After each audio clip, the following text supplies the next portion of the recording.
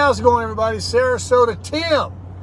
On my way to Dick's to spend some money. There's one thing I got.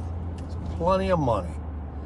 I'm heading over here to do something like the Cramper. Never did I ever in the world think I'd buy anything like that. I couldn't be happier with it. Now, I'm not saying I'm going to. I'm going over to look at some Crocs. The ugliest shoe in the world. Probably won't buy them. But I woke up this morning to wet shoes. And then I went and did my laundry just now. Ta-da. And I completely forgot about putting the dry shoes on that I had in here and switching them with the wet ones that I'm wearing and washing them. I do wash my tennis shoes. So I washed the ones that were dry. Now they're wet, damp. I don't put them in the dryer. And I'm still wearing the ones that were literally, I had to pour water out of them. And my feet are becoming wrinkled. So I'm thinking, I hate wearing Jesus shoes, sandals. So I don't think they're attractive at all. They're right up there with Crocs. But I've heard if you buy the real Croc, they're comfortable. And they're just easy to get in and out of. They're waterproof. But then again, I may not buy them.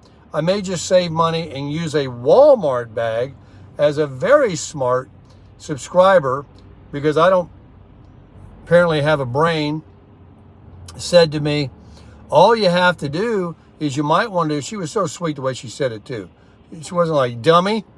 She's like, get a Walmart bag, any kind of a grocery bag, put your shoes in it, tie it, stick it under the trailer, or even yet, because it's in a little bag, stick it over there in the corner with you in the Cramper. And I thought, this rain came on yesterday after not raining for quite a while. The e-bike, I have the cover of the e-bike. Remember those covers I had on my other e-bikes before I sold them? It's right here. The whole cover for the whole bike. I got a plastic bag over the controller, and the battery slot and the motor and everything is soaked. Just purely rained on for 24 hours. I'm not the sharpest knife in the toolbox, folks, in the drawer. I don't even know how to say it right. Here's Dick's. But I got some good news. And probably not so good a news for some of you that are anticipating the big wild adventure. Here's the good news. First one that you will be happy about. This camper had issues with workmanship, rushing them out in the beginning. And a lot of those complaints and warranty complaints, what is it called? Baxton Creek, the manufacturer, they addressed them. And they're still like lightweight materials, but they addressed a lot of them. Like they got rid of the cooler that wasn't working. They did a few things. Someone sent me a message in the comments stating that there was a recall on the lag bolts, the thing that holds the camper on the trailer, that they could literally pull through the floor and the camper come off the frame while you're going down the road, causing a crash, injury, or death to someone. I haven't heard any stories about it. However, probably some of them came loose and almost came off or something like that. And of course, they had to recall them. So I looked that up on the internet last night because, of course, I was curious about it. And I thought maybe the people that had it before were notified and they had it fixed already. But online, there's actually Braxton Creek, whatever the company's called, that makes the Bushwhacker. They answered the phone right away. and it said for sales, this one, for warranty, that one. I pushed warranty. Number 2, somebody answered this morning right away. I told them I was a YouTuber and I'm going to be promoting them and doing some traveling, and you might want to tell the powers that be that they might be getting some very honest feedback put on the internet, which there's already a bunch of YouTubers that have, about it, and I'm going to join the program. So just a heads up. I gave them my channel name, but I said, more importantly, the lag bolt recall, I said, is there anything I can do, like give you a VIN number to tell you if maybe it was done or not? He goes, sure. All I need is the last 5 numbers. I'm like, great. Got the title right here. I read it to him. First thing he says, so that I gave him a number. I guess he was putting it in, waiting for me to get the title out. Yours doesn't count. Yours was after. Yours was built with the right size lag bolts. Yay! So another positive thing about this little camper, meaning if they did that also, it may be at the time when they addressed some of the little cons that were in the workmanship, when they built this one. And this one was built, according to the title, the first time it was titled was February of 21. I don't know if that's the actual manufacturer's build date. It's probably on the sticker of the trailer, but the title was first registered, February of 21. So that's great news. The other news is to get a title and a registration for my vehicles, my RVs. In the state of Florida, you go to your county DMV. You don't go to any DMV in the state. You go to where you're a resident. Well, I'm a resident of Palm Beach County still. And so therefore, to get a tag and to travel this country and have a license plate on the back of my RV, I must register it, which I'm going to do. But I can't go today because it's President's Day and all government offices look for any reason to close. Kudos to them. So DMV is closed today. I want an appointment because people have to go in their own county, and I live in one of the most populous counties in Florida, next to Broward and Dade. You need an appointment. First of all, I don't even think they'll let you in. There's a line in the morning last time I went there, and they were telling people, they were pulling them out of line. No appointment? You stand over here in the extra line if we can get to you today. So you definitely want an appointment. And the appointment that I had before, I went in, and within 5-10 minutes, my number was called, and I went and registered to Flagstaff with my paperwork they gave me from Georgia, because it was an out-of-state purchase. And I got it all done. Paid my taxes, got my tag, registration, everything. So I went online this morning. It's kind of hard to find where you go on the website to get a reservation. They call it reservation, not appointment. I found it after searching. I scheduled it the soonest because of the holiday and after the weekend and being season and everything else, people moving here every day, re-registering their vehicles, is Thursday, the 22nd. So, delay. Here I am. I got an appointment at 8:30 Thursday morning.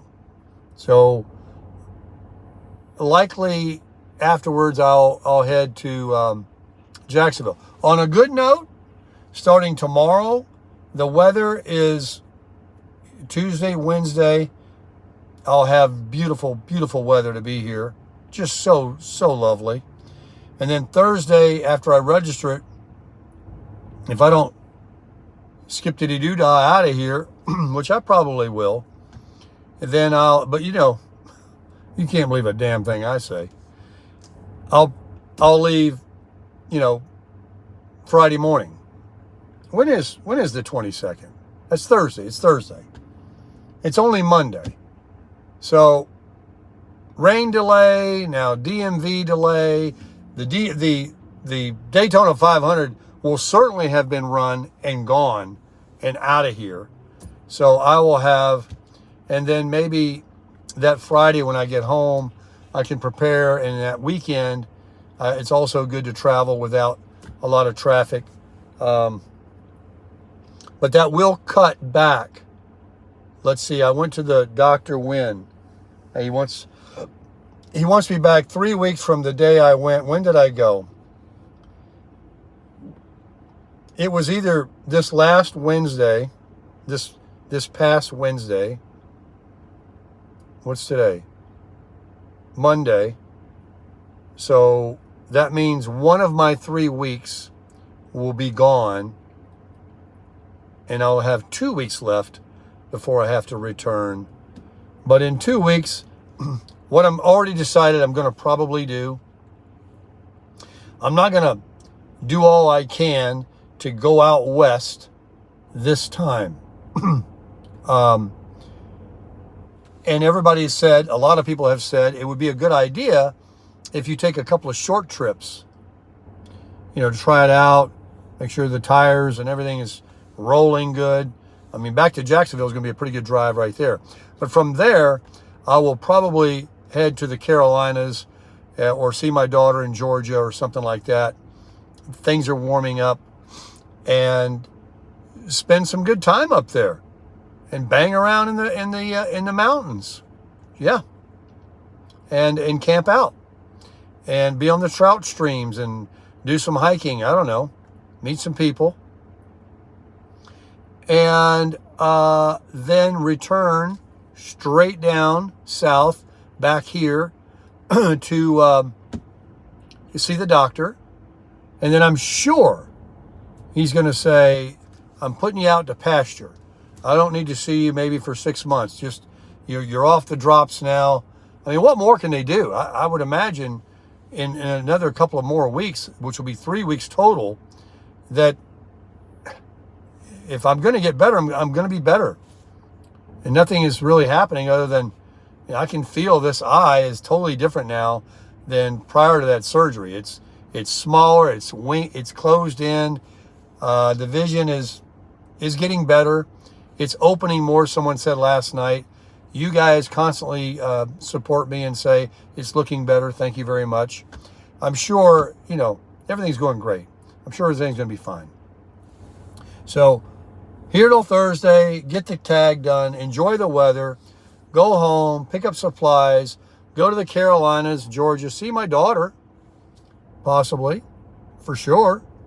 I know other people up there too. Maybe I can pop in, squat on somebody's land, and shoot back down, see Teddy and them again, get prescriptions, do what I got to do, see the doctor, and then head back to Jacksonville, pay my rent, get on the road, stay on the road, and begin. It looks like God's got this plan of working me much closer to spring then, to March, which is really what I wanted to do,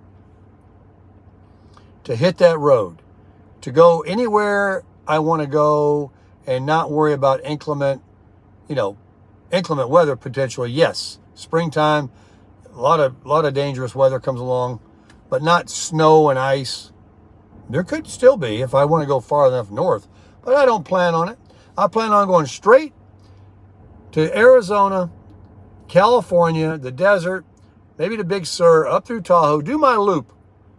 I want to do my loop. Grand Canyon, all of it. If I really was adventurous, I would cross the border and go down to Mexico. But I don't think so.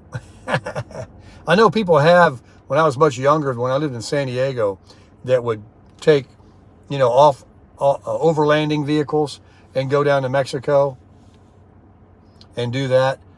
Money goes a long ways down there. But the risks are too high these days. Not going to do that.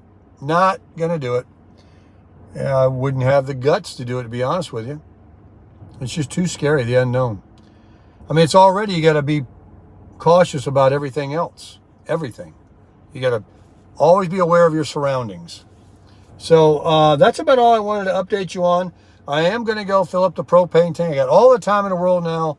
The weather is going to be beautiful. You're going to see some good optics out of the crusher. Some more walk-arounds about the Cramper and the beach over at the inlet. I might even go see my son again. I might go down to the Keys and take the Cramper down there for a day. Maybe go down to Key Largo, John Pennycamp. I can see the comments now. Yeah. Go to the Keys. I may go over to Sarasota and see Fred and Rafaela. I can squat at the Walmart over there. They allow it. And, you know, if the weather's going to be nice and cool in the evening, it's going to be very, very cool and nice here. It's going to be 10 degrees at least, or 8 degrees cooler in Sarasota. It always is. So I don't need to worry about running the generator, you know, for air conditioning. I've got all the battery sources and power to run the furnace.